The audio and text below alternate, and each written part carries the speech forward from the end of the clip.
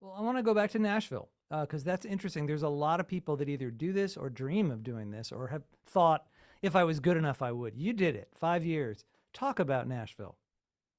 So I didn't know a soul. I moved out there, and I forced my introverted self to go out and see music, and that was very painful for me.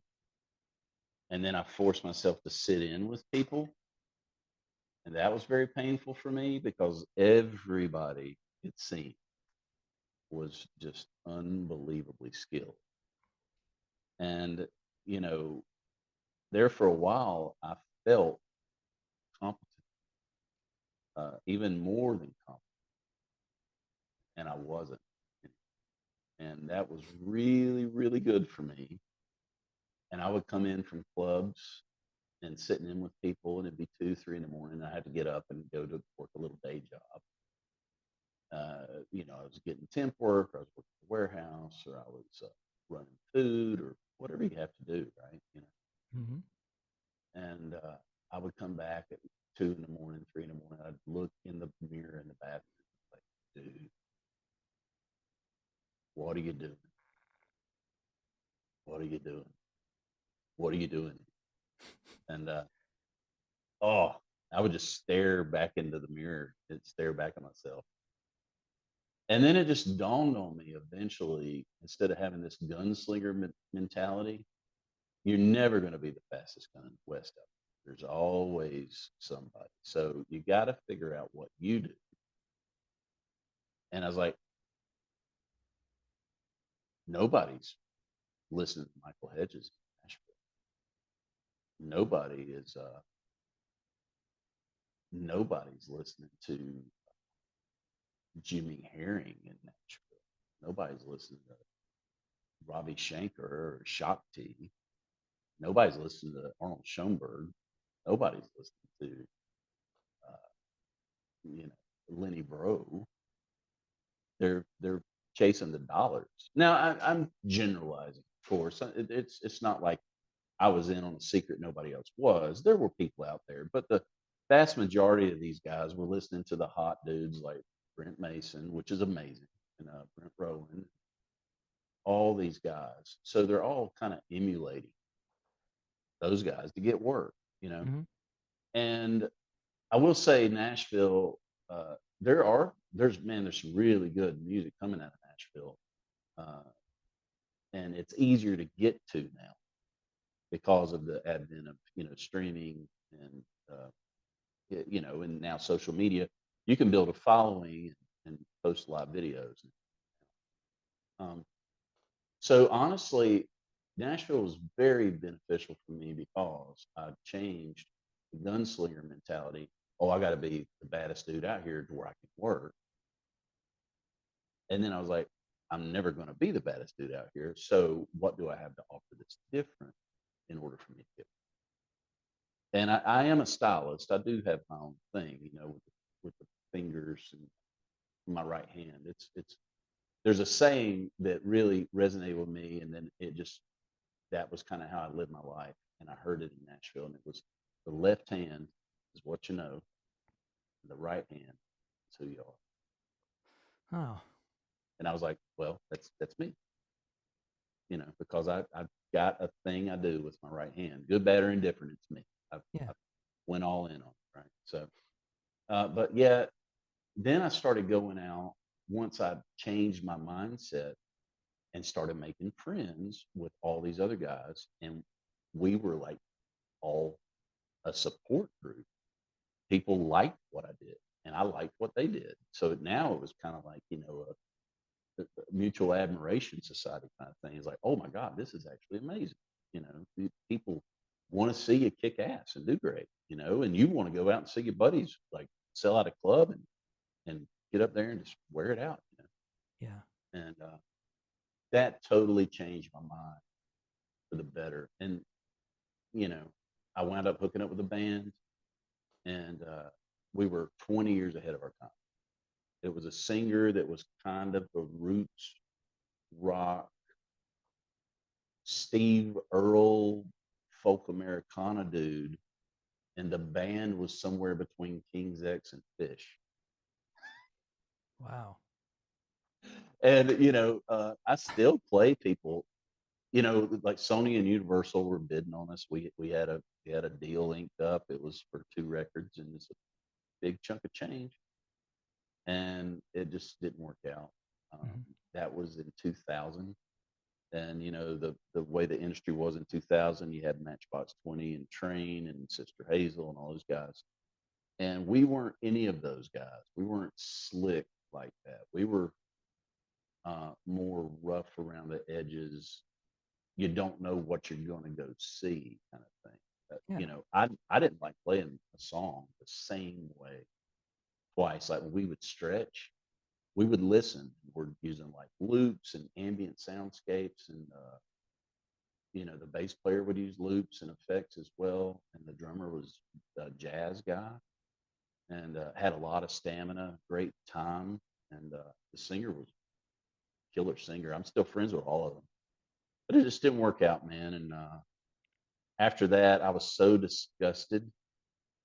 I moved from Nashville and moved to Atlanta and started flipping houses with my wife and Yeah. her mom. And started And the In Town Healthy Hound.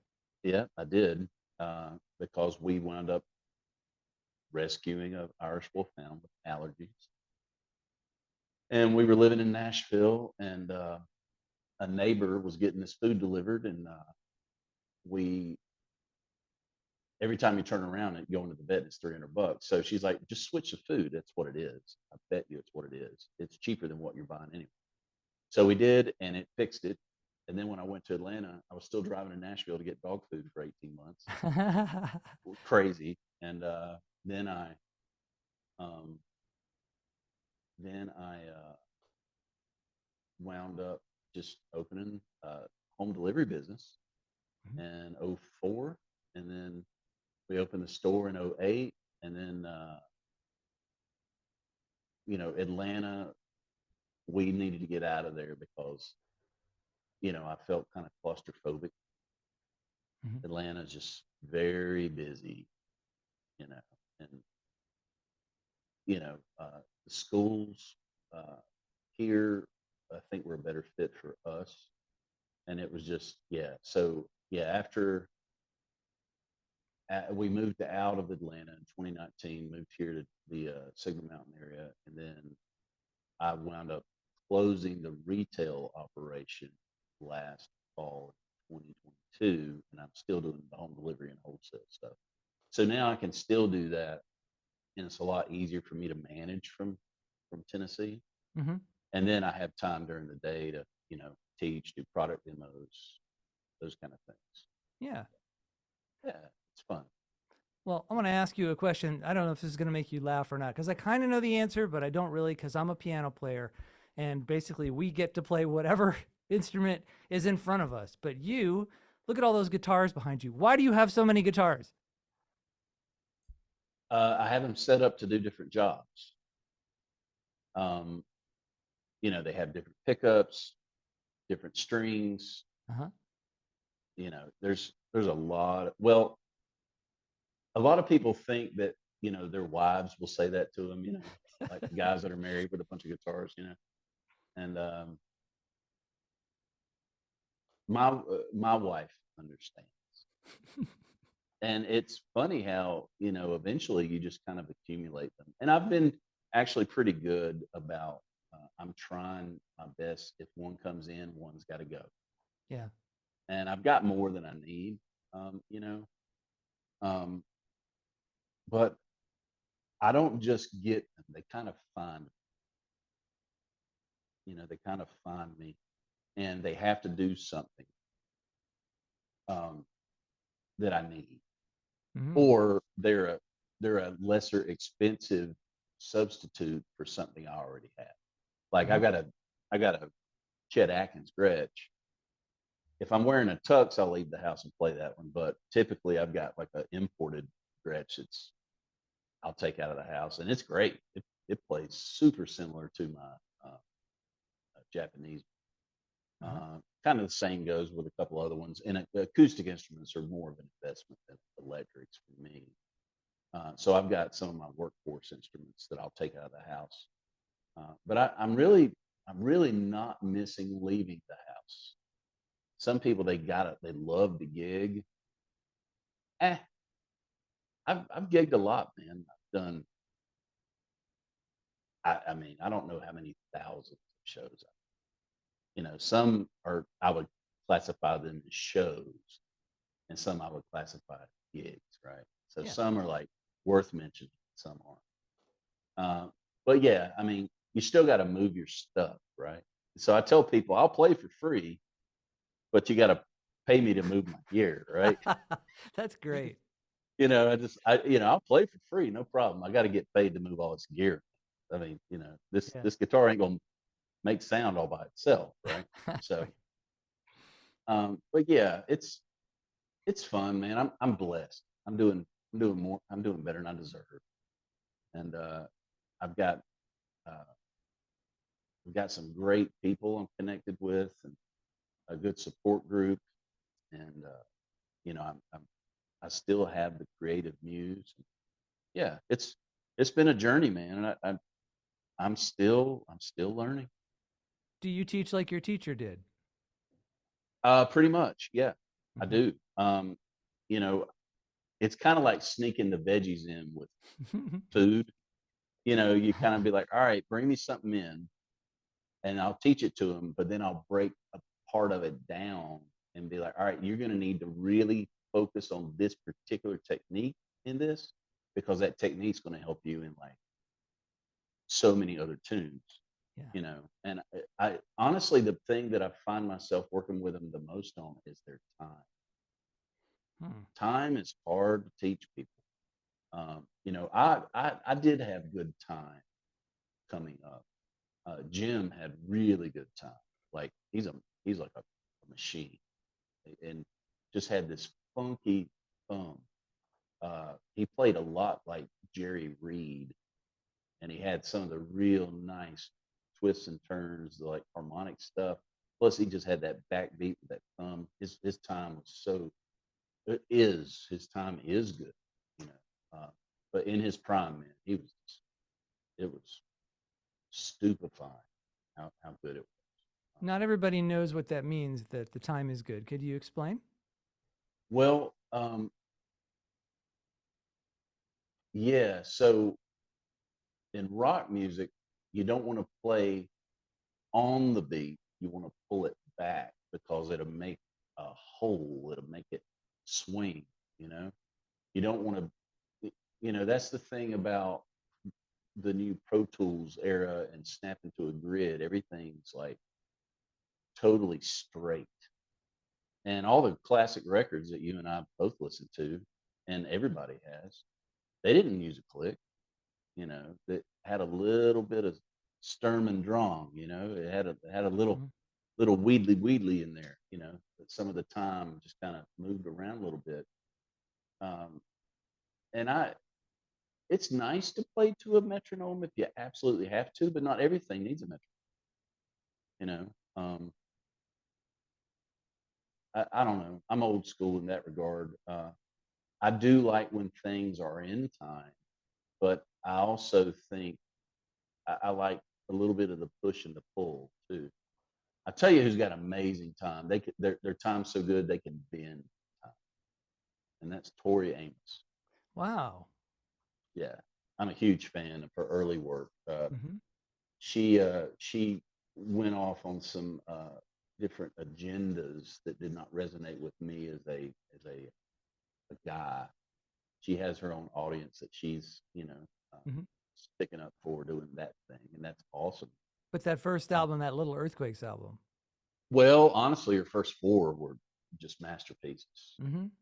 Masterpieces. Under the Pink is equally as good, and uh, even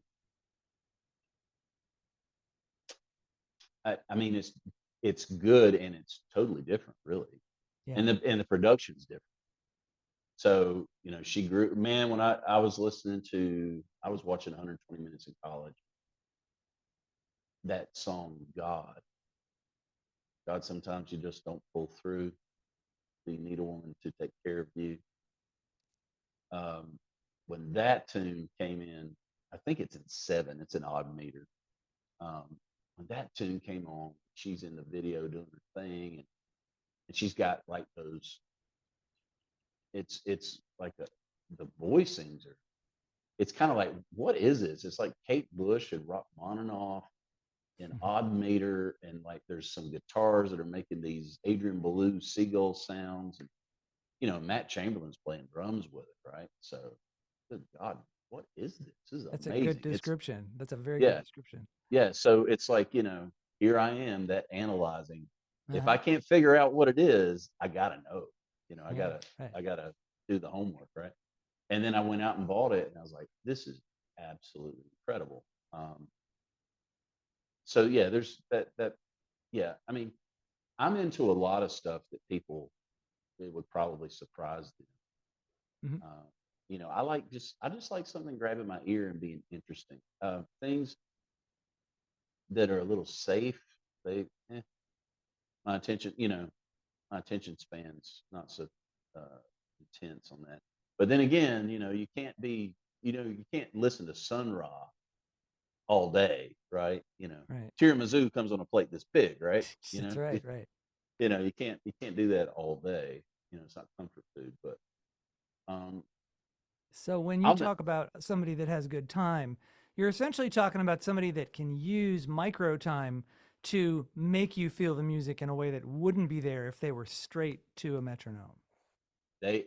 they're using all kinds of subdivisions and omitting actual beats, and then coming in right at the last minute on the back of it to Mhm. kind of, or they're doing a retard. They're kind of slowing it down and then they resume. So it's Um, as if it's another sense, like smell, sight, time. Absolutely, yeah, Yeah. absolutely. That's Honestly, that's the thing that really grabs me is odd meter stuff, more so than just somebody blazing over some arpeggios they practice for a whole week just to mhm. get a 30-second clip to put on Instagram. You know, I, You've done that that yourself. whole I played some of your music and it had some of that mixed meter in it. Yeah, yeah, yeah. Honestly, I'm really big into that because it's something interesting. Hmm. And I try and come up with something interesting for the melody. Uh, I don't, no matter what I do, I don't want it to sound like I'm just trying to be clever, Right. just to be more clever than, you know what I mean? Yeah, yeah. Uh, Audiences sort of see through that. Even if they don't yeah, know anything about music, they see through it. yeah. It's, yeah, I mean, you got to be genuine, right? You know, Right. there's It a, yeah, there's a, I don't know, there's a thing with all that that I just, I just try and be, I just, if I'm bored, I can't imagine how anybody else uh, couldn't be bored. right. I'm constantly trying to just make things a little more interesting. Yeah. Because that's like when I want to improvise. I'm like, well, I've already done that. What would happen if we break this down here, or what happens if we stretch this part here, or you know, I just trying to mix it up. Well, what else are you interested in besides music? I'm sure you feed that mind with other things as well. Um, Honestly, I love being outdoors. I love camping, fishing. I don't get as much time to do that now.